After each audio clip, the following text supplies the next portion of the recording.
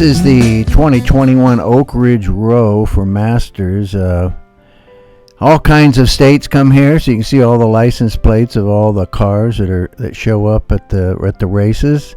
A lot of rowing clubs, a lot of different boat manufacturers. You can see all the different sculls. There's all kinds of singles, twos, fours, eights.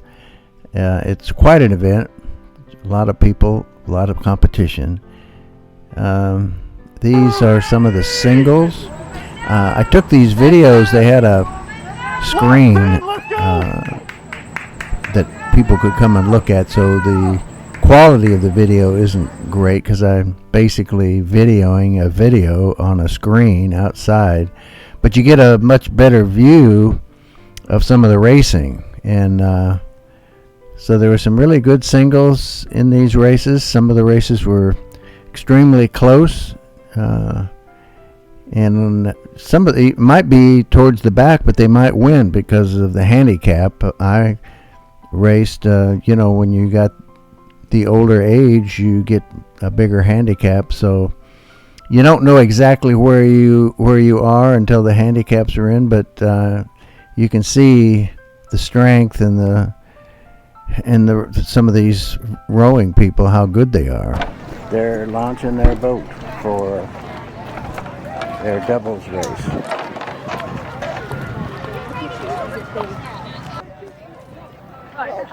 The 6:02.025 was 02:50. Was a time on a 2K done by Mike Connors. Siobhan Duff, Megan Hannawall. A double. This is the launching of their double. They've been an incredible team together for many years, won lots of gold. But again, some of the video up on the screen shows just how close these doubles are. It's just amazing, the competition. And they had some aerial views with some drone that gives another view of the races, and you can see just how strong and how in sync these rowers are. Here's some fours. We had the singles, the doubles, the quads. Again, the intensity of the races are amazing, and there's the finish line, and these boats are awful close. Many of these teams, they train all year together, and they've been together for many years, so they know each other, and they work together in harmony, and they make these boats really move. It's really a pleasure to watch just how good some of these teams are and how efficient they move that boat through the water.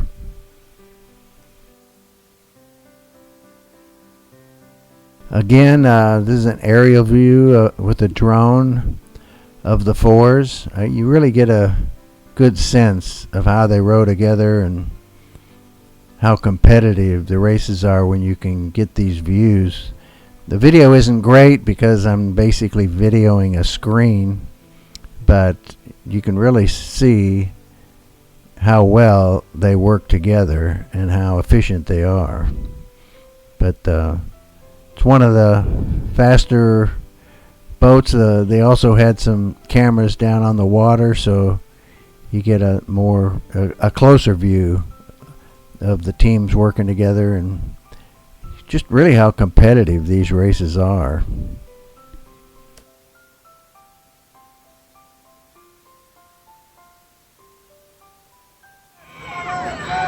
The last big group, here's the eights. Of course, the incredible power that can be generated by 8 rowers, and these things have really moved through.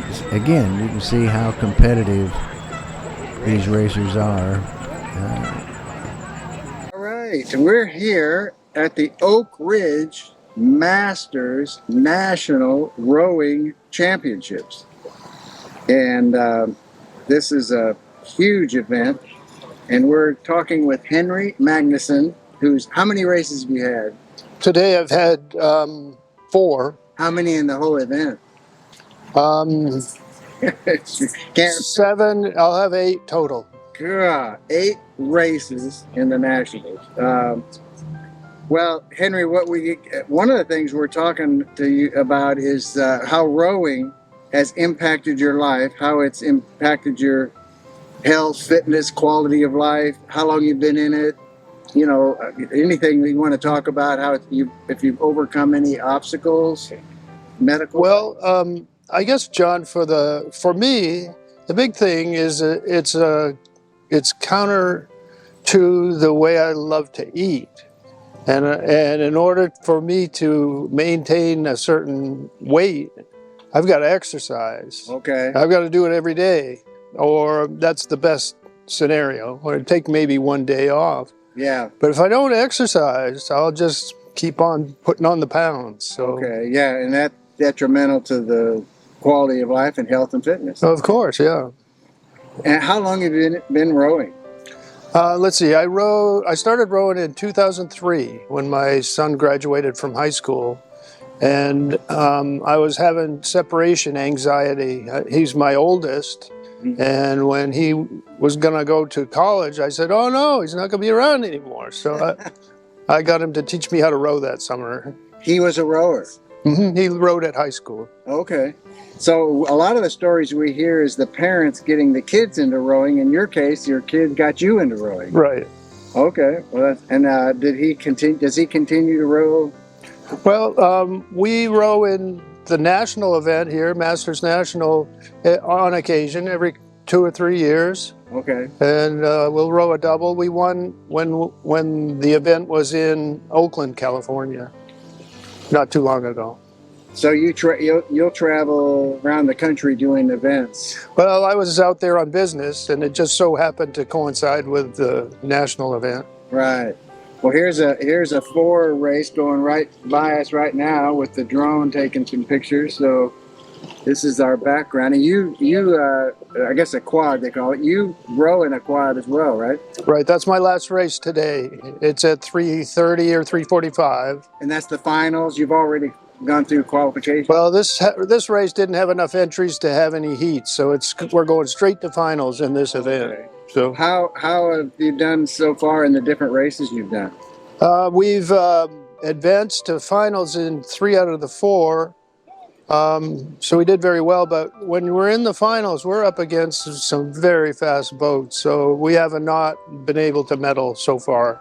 And these are people from all over the country. I mean, that's right. Yeah, and you can tell the serious ones who are out there practicing every day and honing their skills. Yeah. Rowing takes a lot of dedication. What would you say to that person watching this, on the couch that's looking to do something to maybe get back in shape, but they look at this as just being too hard for them to get involved in? What would you say to them? Well, it is difficult, and it's hard to do, but it's also a way to meet some very good friends. And once you do make that connection, you won't want to stop. Yeah, we've heard that more than once. The camaraderie, friendships are, amazing. We had one guy that's been rowing with a group for over 50 years. Oh, wow. It's pretty amazing. So is rowing kind of the one main thing you do to maintain your fitness? Well, I've learned that because rowing takes so much time to develop your skills, I don't have time to do anything else. Right, but plus you've got full-time work. So. That's right. I have to go to my day job. Yeah. But would you predict, I guess, that rowing has obviously, you said it's helped you maintain a weight level, so it's probably kept you from having certain problems, medical problems. I think so. I feel pretty healthy for a 65-year-old. Yeah. So it's been good for me. Yeah, at 65, you're doing anything strong in your belief system, anything that drives you or helps motivate you in this?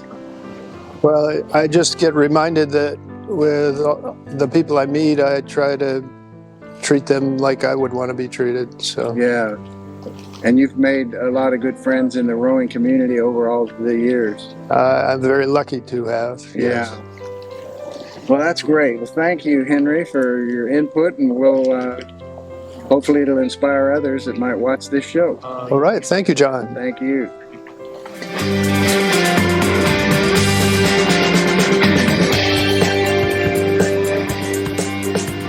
We want to thank you for watching RedefiningAging.us. I'm John Disterdick, your host. And our goal for the series is pretty simple. We just want to enhance the quality of people's lives. So if you know of an event that you think would be one for good for us to cover, please fill out the form on our website, and not only the event and what it is, where it is, when it is, and if there's a person you know that you think would be a good person for us to do a testimony on in some event, please let us know.